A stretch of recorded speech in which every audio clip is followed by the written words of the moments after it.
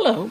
So this video is yet another example for normal curve calculations, but the intent of this video really is that you've already watched the other videos, that your skills are pretty good, you know what normal CDF is, you know what a z-score is, you know what inv-norm is, you've got some familiarity with all this. So this is really just sort of a wrap-up for you to be able to do a homework assignment. Okay?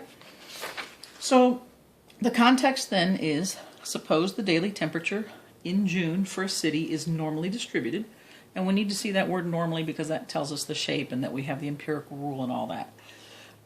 So this is normally distributed, the temperatures are normally distributed with mean 95 degrees Fahrenheit and standard deviation 5 degrees Fahrenheit. And then as you're answering the questions, I need for you to show me all work where it's possible, like the sketch, the z-scores, whether you're using normal CDF or inv-norm, and what the inputs are. Okay? All right. So your first question then asks you to draw a distribution going out 3 standard deviations in both directions. So let me go ahead and do that. All right. So you're going to draw the normal curve, right? And in the center, you would put the mean, which we know is we're given is 95 degrees Fahrenheit. And then the standard deviation is 5, so we're just going to add 5. 100, 105, 110. Of course, understood these are degrees Fahrenheit. 90, 85, and then 80. Okay? That's it. That's all I'm asking you to do. All right. Now, for part 2. Write a sentence interpreting the 68% interval in context of the problem. Now, the context is that what you're tracking is temperature. That's the trait. And who possesses the trait? Essentially the days. Understood the days in June in this city. But it's the daily temperatures or the days. Okay, that's your population. So when you're going to write a sentence then, essentially what you want to do is use the percent. So in this case we would say blank percent of the population has the trait between this and this. These are the values for the empirical rule. So applied to this, we're going to say 68% of the days in June in this city, or you could say the June days in this city. Okay, but here's the real important part. Days is the population. Has the trait. So you'd say have a temperature. That's your trait. Of between. All right. And let's see if I've got that normal curve for you. 68 is within 1 standard deviation, so you say 90 and 100 degrees Fahrenheit.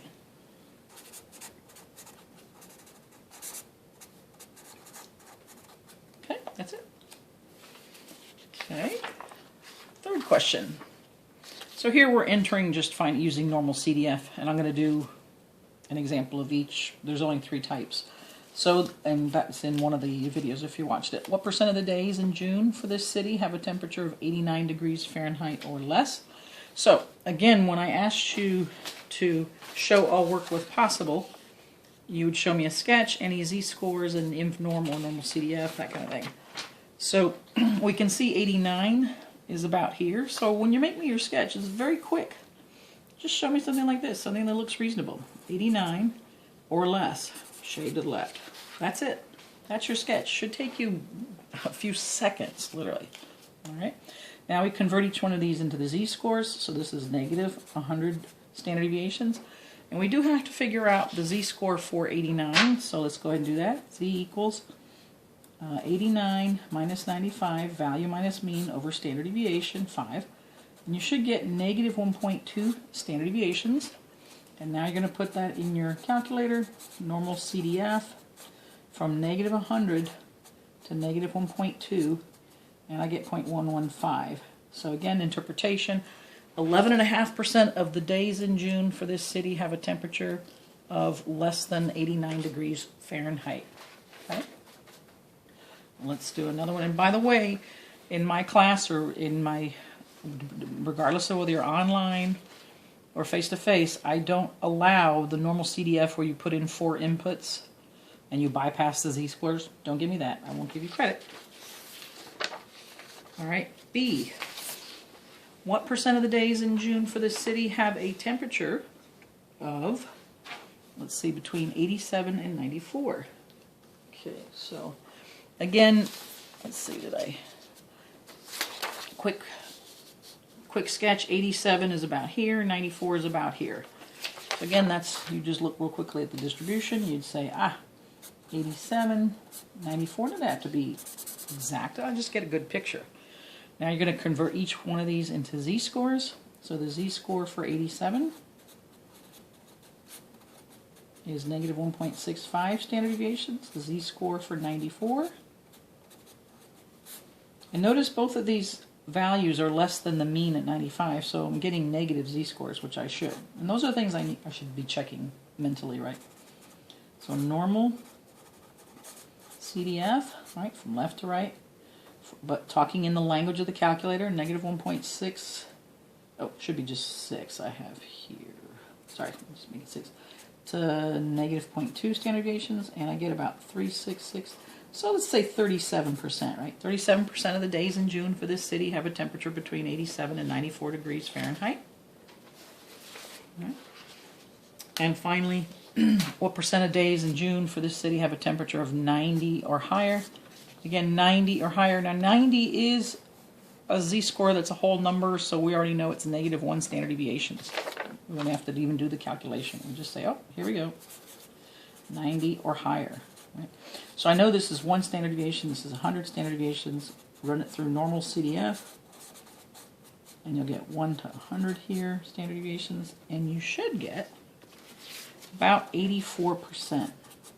So 84% of the days in June for this city have a temperature of 90 degrees Fahrenheit or higher.